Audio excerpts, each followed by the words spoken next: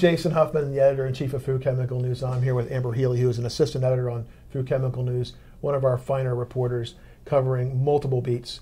The studio is shut down for the next couple of weeks, so what we've done is we've gone on the road. And today we're at the International Food Safety Training Laboratory at the University of Maryland. We're going to talk about a few things that are going on in food regulation. Amber is going to share with us some of the things that she's been covering. Amber, I want to kick it off by saying basically what a crazy month April was. There was a week when I was barely in the office. Right. At all. Right. It's because of all the conferences, right? Mm-hmm.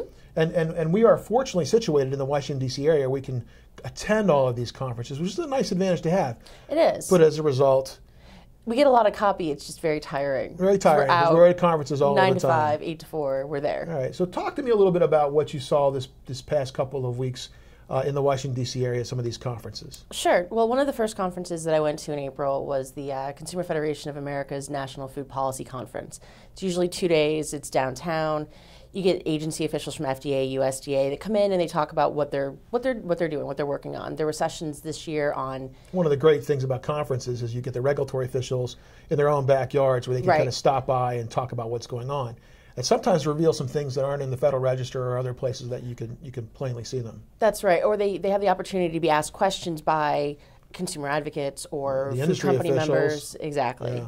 And so they have discussions on certain topics. I attended a panel discussion on FDA's generally recognized as safe program. There was another one on animal welfare. There's another one on FDA topics. Let's focus on the GRAS panel because that was interesting. You had a couple high-profile folks. You had the head of the Office of Food Safety, Dennis Keefe, right? And you also had Mitch Cheeseman, the former head of the group, of Food and you had Tom Neltner from Pew, right? Who's been leading their work on additives and the review of the GRAS program. Yeah, and they talked about a power panel on GRAS. It was, and there was an industry representative as well who gave her perspective on. She was with Cargill. She gave her perspective on how the industry views GRAS and how it's important to them and why it matters to them in the process. What were we able to report from that event? What did we learn? Well, we had Mitch Cheeseman, who's the former head of the Office of Food Additive Safety and who's been on the show before, talking about how more companies are using the notification process. So a company writes in and tells FDA, we have this ingredient, we think it's safe, up or down, let us know. Either you send us a letter of no question or you tell us that we have to go back. There's not enough information at this time.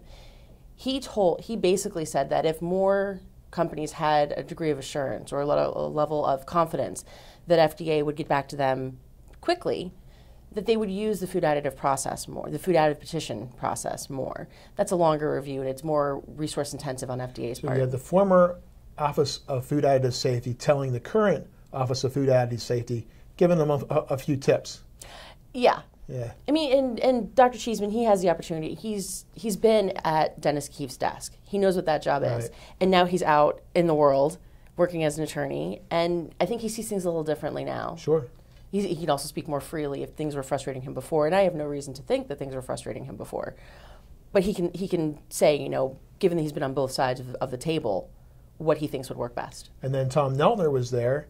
And we know that Pew is involved in one of these, big programs to basically try to change the GRAS process, potentially change the GRAS process. Right. We don't know what Pew's going to say. They've put out a few reports. They're going to put out some more. And we know that they're reviewing the GRAS process and the additives program at FDA.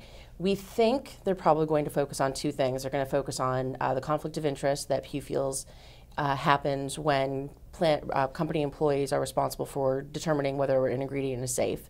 And they're also going to talk probably about the number of additives and food ingredients that are used without ever coming before the agency, before FDA for review, either through the food additive petition process or through the GRAS notification process. Tom's always very careful to say, hey, we haven't given our final report yet. Don't assume what we're going to say. But did he give any indication at the meeting about which way they were leaning? Not yet. They're still playing it pretty close to the vest. Okay. There's a possibility of another workshop sometime this summer. I believe it could be talking about the conflict of interest issue, but nothing's been scheduled yet. Okay. What else have you witnessed recently? Well, a couple of weeks ago, I went to the Prime Label Consultants regulatory meeting. It happens every year. It's 2 days in Washington, and you have officials from FDA and USDA talking about labeling and what's coming up, the changes that they deal with, the problems that they have to deal with as well. We had USDA officials talking about changes to the generic labeling system, their online electronic label submission program, which is about a year old, which at the beginning it was kind of buggy and they had problems with it, but now it's apparently working much better. It's still not perfect, but it's better. And this allows a company to submit a label to USDA for review, and they have to submit it to USDA for review before it can be used on a product. And they can do it faster, they can do it online immediately. If there are any problems, they can be notified within a matter of hours, if not days, compared to waiting for weeks, which is what they had to do before. They talked about the updates to the generic system, which means that it's a product that either has a standard of identity or it's a minor change to something, and you can just sort of say, well, it's predominantly the same information. We're just going to make this tweak, like go from pounds to lbs or from ounces to oz. The session I really want to talk to you about that was at the Prime Label Conference is the one that was led by Betty Campbell, who used to head up the Division of Labeling for CIFSAN. Talk a little bit about that. That was interesting. It was interesting. She talked about the very good probability in her mind that FDA will release updates to the nutrition facts panel this year. Now, this is the panel on the back of most food products that gives you your calories, your fat, your protein for the day. And she believes that it's time for FDA to update them. The agency's been working on it for a few years. Other things have come up, like the Food Safety Modernization Act. But she thinks that it's getting to be time, so they have to move on it. The terminology I recall you using was that the changes would be it would happen this year, within the year, and the changes would be so big, it would be as big as when they created the Nutrition Facts panel. That's right. She says this is going to be massive. That was her word. What were some of the particular changes that are being looked at that have people most excited? Well, Betty Campbell's... Or scared? It's possible this could be very, very scary for the industry, because if you have to go and change all of your packaging to update this new information and have, if they change what's supposed to be on the Nutrition Facts panel, which is a possibility, it can be really expensive to go and reprint every package that you sell as a company. Right. And it's possible. They're looking at potentially updating the calorie information, making it bigger, making it easier to notice and to read.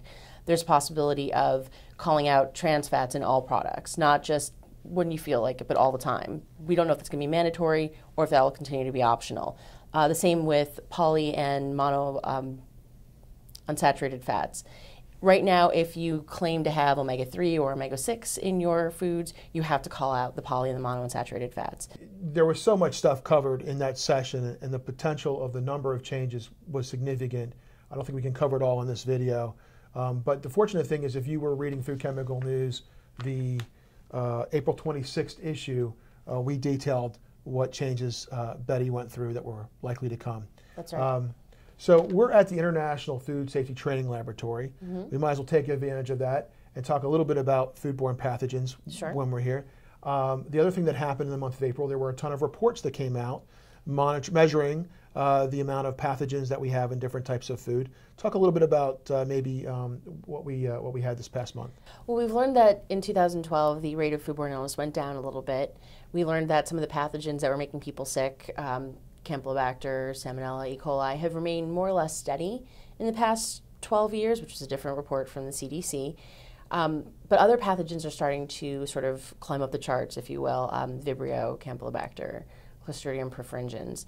These are pathogens we don't normally associate with food, because in some cases these are pathogens that get more active, not in the cooking process, but when something is left out for a little while. There was also a report from the Environmental Working Group looking at the National Antimicrobial Resistance System, which is information that the FDA, CDC, and USDA put out every year, where they sample retail meats, beef, ground chicken, turkey, and pork sold in grocery stores, and they see how often those are contaminated with antibiotic-resistant pathogens.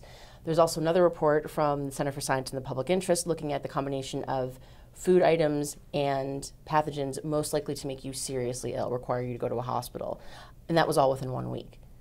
We're out of time. So thanks, Amber, for coming along and joining us here at the International Food Safety Training Laboratory. Join us next time, hopefully in studio, when we come back with another great guest talking about food regulation.